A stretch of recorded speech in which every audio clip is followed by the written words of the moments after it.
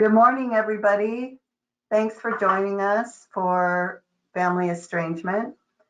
Let's talk about it. And I'm going to start off with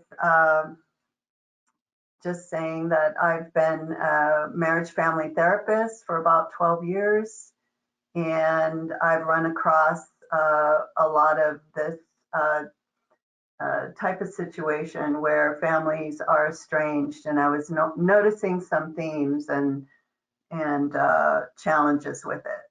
So it's my pleasure to present this topic to you today.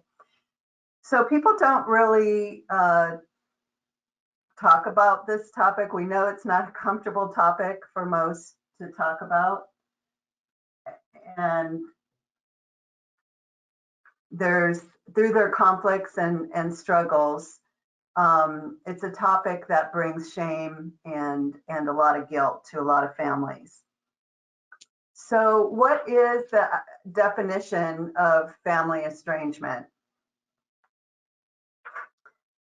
The best definition I could find, and it matched with what I was seeing in practice and where I work, is that family estrangement happens when contact is cut off between family members, and it's usually emotionally and physically. So this can last for a long time, or it can go through cycles where there is intermittent communication and sometimes reconciliation. So in other words, there's a cessation of communication between one or more members. It's the breakdown of the support from one person to another who can no longer trust a family member.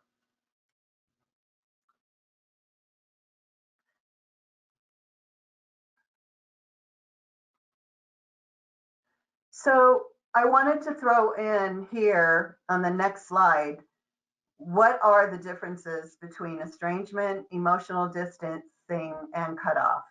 I find through whether it's conversations with colleagues or when I'm in a session with clients that these terms are used also with estrangement, emotional distancing, and cutoff. For today's sake of what we're presenting, anytime you hear emotional distancing or cutoff, we're really talking about estrangement. But we do know, we did get the term emotional cutoff from Bowen theory, where it basically means to just people manage their unresolved emotional issues with parents, siblings, and other family members by reducing or totally cutting off emotional contact with them. And distancing, emotional distancing, is defined as a defense strategy involving emotional separation. So moving along on the next slide, I wanted to begin by talking about signs of family estrangement. What does it look like? How does it show up? I believe I have about 5 areas here that I put. So we're going to start with the communication and quality, communication quantity and quality. We find that when the estrangement happens, usually there's a slowing, there's a stopping, and again, the emotional support has stopped. So the quality has also gone down.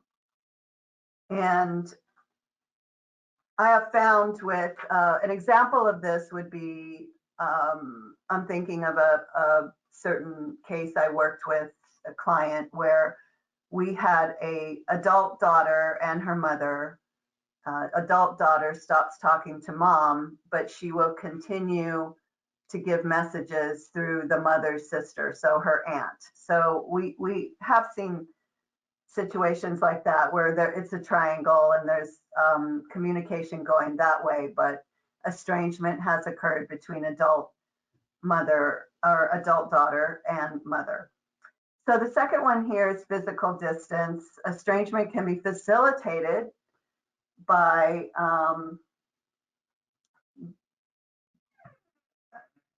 I am here we go. I apologize. I didn't move the slides. So physical distance is where we're at. And estrangement can be facilitated by intentionally putting physical distance between yourself and a family member. Someone could move out of the home or move to another state, and you may no longer share holidays or major events. Continuing on with signs of family estrangement, absence or presence of emotion. Usually in the case with family members who are involved with estrangement, there is a whole wide range of emotions that can be from feeling very lonely to another day feeling relieved, actually relieved, and feeling a sense of freedom that there's no more talking or not talking for right now. And there could also be feelings of grief and loss. And this is what would be referred to as complicated grief in a situation like this. One thing I found interesting in doing research for the signs is it's becoming a little more prevalent in family estrangement, where grandparents who are kept away from their grandchildren through their adult children doing this type of action, grandparents are starting to seek legal action with getting visitation rights. And we could also see legal action with emancipation of a child or a transfer of the power of attorney. But as far as grandparents also taking legal rights for visitation, I know there's only some states that do this, and I believe California is one of those states that will represent grandparents to get visitation rights. Okay, there are 4 common myths of family estrangement, and we can see that the first one is being rare. Estrangement is rare. That is a myth. And chances are, if you're not dealing with estrangement yourself, someone you know is. There was a study done by a gentleman named St. Louis, pointed to a 2014 study where 8% of roughly 2,000 British adults said they had cut off a family member. That came out to more than 5 million people. So that is quite a bit there. And like I said, if you're not yourself estranged, you probably know someone or have heard someone who is. The next one is estrangement is sudden. And usually with estrangement,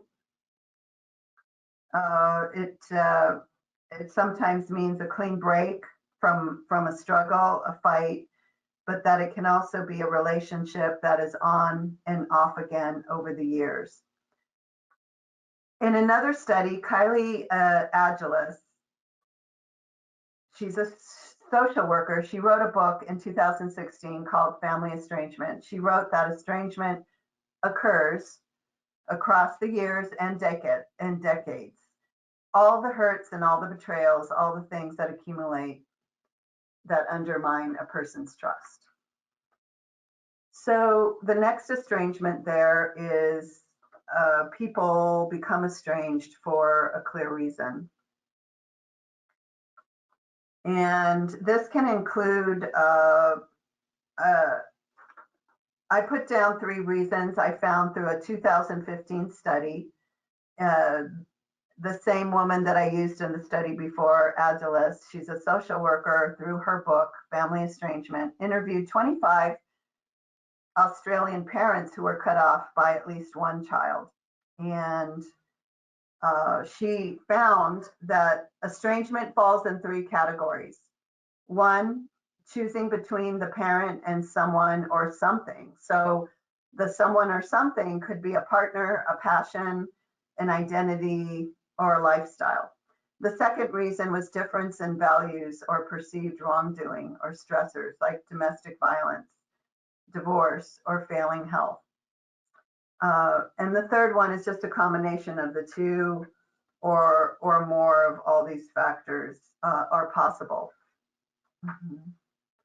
So the last one there under myths is estrangement happens on impulse, and most estrangement tends to be years in the making and the result of tumultuous or unhealthy relationships that couldn't be salvaged.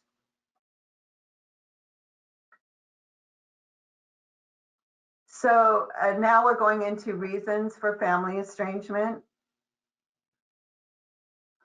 I listed here that there's the main ones that I found were abuse, mismatched family roles and expectations, and trauma.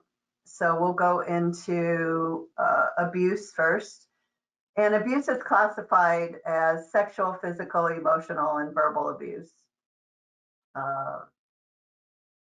So abuse is one of the top reasons I found for estrangement between parents and children in a family. Abuse, as we know, isn't just something that happens in childhood. Sometimes parents are destructive to their children's mental health, beginning in adulthood or continuing from where they were kids. So sometimes parents are abandoned by their children due to other circumstances involving abuse where the parent is the target and the adult children are the perpetrators. But either way, we know the devastation that abuse of any kind has on a family is profound and may lead to family members not speaking or even acknowledging one another for decades.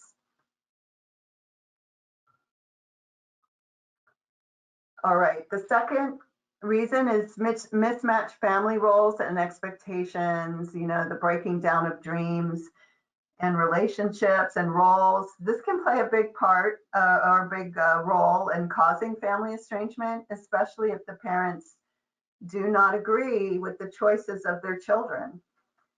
Perhaps a daughter, for example, perhaps a daughter marries someone of another religion or enters a marriage with someone of the same sex. These experiences can drive a wedge between parents and their children, and even between brothers and sisters. There are other reasons in this category that parents and children or other family members part ways, and they can include an adult child not completing college, but the adult child wants to pursue a career.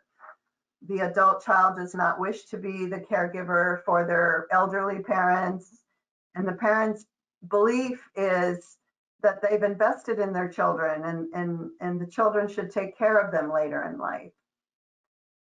And that also brings in sibling estrangement. We hear a lot in private practice and with clients that siblings are at war with each other and not talking to each other, are estranged because of circumstances with elderly parents. And another example in this category is the adult child and parent do not see eye to eye on their choices of partners and spouses. So really, there's a lot of reasons that families part ways over mismatched expectations, dreams, and relationships and roles, as there are families that have them. The next reason is there's been a trauma family event.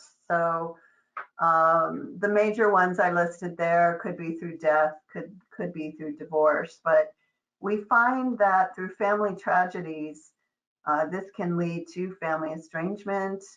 And let's say a relative has passed away, and again, siblings are at each other because of that for different reasons, or divorce. So both events leave deep scars that can be full of blame and shame, which is especially true if the adult child blames one parent if we're talking about divorce. Blaming one parent rather than both can happen if the other decides to lead a campaign of poisoning their children against the ex-spouse. So death of a parent or a child can, like I said, drive a family apart and cause some to choose family estrangement as a solution to their pain.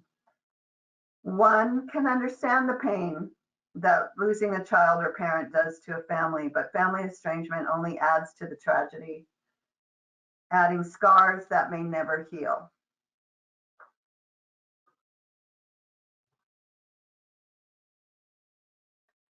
So, like talking about coping and tools, coping with estrangement, I wanted to add things here that didn't really sound like the usual thing. We know that we need to do a lot of self-care in any major situation like this, such as estrangement. But I think I have two coping uh, tools that I've offered here, and they have to do more with shifting one's perception and working with clients and getting them to see things and to reframe things differently. So the first one here, I put letting go to cope with family estrangement. What does that mean? The practice of letting go means being more mindful of what does the person who's working on it, what do they want? Getting a little more into meditation, radical acceptance. Most of us have in our minds how we would like to be with our families. Estranged families sometimes wonder what they can do to make things right and bring, that fuzzy holiday to ourselves and our estranged loved ones. So letting go doesn't necessarily mean you do not love your estranged one. It just means that we are choosing to let go and we're choosing to take care of ourselves or themselves, however we like to say it here, and are allowing themselves and their loved ones to live with their lives. So whatever that takes with the reframing, better boundaries, and taking care of oneself with lots of self-care. So the second coping coping tool I have here is shifting your focus. Shifting the focus and accepting the cards that were dealt with estrangement can help estranged individuals, one, to focus on other areas of their life, whatever that would mean for that person. And also, two, building upon the positive relationships that that individual already has in their lives, and also to feel grateful for what one has. Also, when loved ones that we're estranged from are not in our lives, this is the time to also create new friendships or to build, like it says, to build on the relationships we already have. And this type of shifting with our focus can help remind us that we can move ahead and we can cultivate one's life in another way. So I wanted to add, for the sake of the presentation, a couple of statistics. One is adult children are more than likely to initiate break of contact with their parents and be less open to reconciliation. So it sounds like the parents, when we're talking about this population, are the ones that are trying to mend things more. The Hidden Voices study shared that 50% of children estranged from a parent say they did the cutting off of contact. The second statistic I've added is the 2015 Hidden Voices study provided various statistics to paint a view of family estrangement. More parents reported being estranged from daughters than sons. And I couldn't find out really the specific on that, but that's what the article said. So just to round some of the information I've given you, to round it off a bit, I've added holiday tools to try, because now we're in that season of the holidays, and this can be a lonelier time, especially for estranged families. And what I've added here is, the first one is, say to yourself, it's okay to feel hurt. We can acknowledge our feelings, and it's all right to get angry. There's a saying to go through it instead of around it is much healthier for one's mind and body. Also, the second one, plan how you will spend the holidays. So what this refers to is, if you know that you are going to see certain individuals, you don't want to, maybe we're only going to stay a certain amount of time with wherever we're going, that would be a good way to take care of oneself. To have limited, maybe instead of staying 3 hours, we would stay an hour and a half, things like that.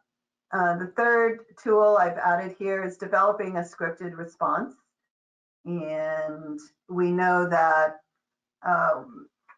sometimes our loved ones or friends want to start conversation about certain topics that are touchy for us at this time of year, or touchy for our clients. So we got to figure out what conversations that clients would be absolutely not willing to engage in. So knowing the boundaries around conversation with others with touchy subjects is a good way to take care of oneself.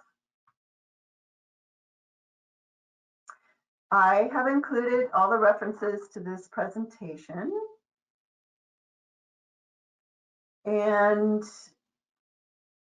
now we are at the point of questions. And I'm wondering if anybody has any questions at this time. I am looking to see.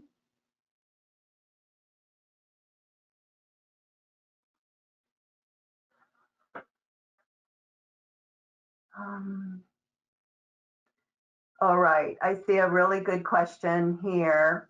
Does sibling rivalry and/or parental favoritism lead to estrangement? I would say yes, due to, we know that estrangement takes years in the making. So if there has been rivalry, and also depends on other history too, such as, are the parents divorced? I would say those points, point to the higher percentage of estrangement, of leading to estrangement. Yes, good question. Thank you. I have another question.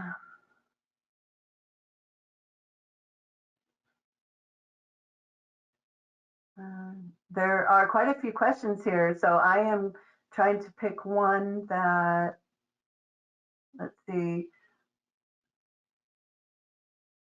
So someone asked about the name of the book. I have put, I think there's about 5 references that I used, and the name of the book should be there, but it was called Family Estrangement. And that was a 2016 one.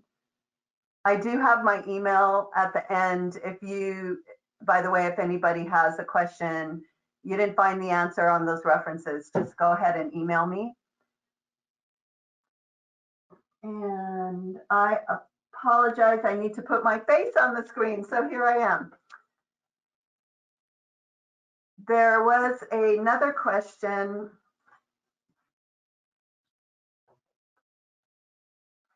Can relationships be restored after an estrangement? And I always find that it's possible to restore relationships. It does take a little bit of patience and work. And it takes 2 people, right, to be able to come together. And it's going to be hard work, like most relationships, but to get through the hard conversations and to own one's part, those are great beginnings in reconciling.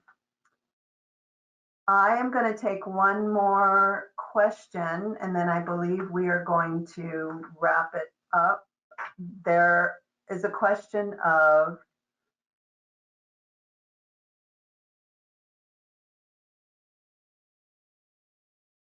my mother passed away 4 years ago. My brother, who lives 2,000 miles away from the rest of the family, stopped speaking after I settled my mother's estate. He claimed at the time that the estate was a handle. He claimed that, okay, the person who wrote the question, that they handled it poorly. Although I have had many attempts to extend the olive branch. My attempts have been ignored. Okay.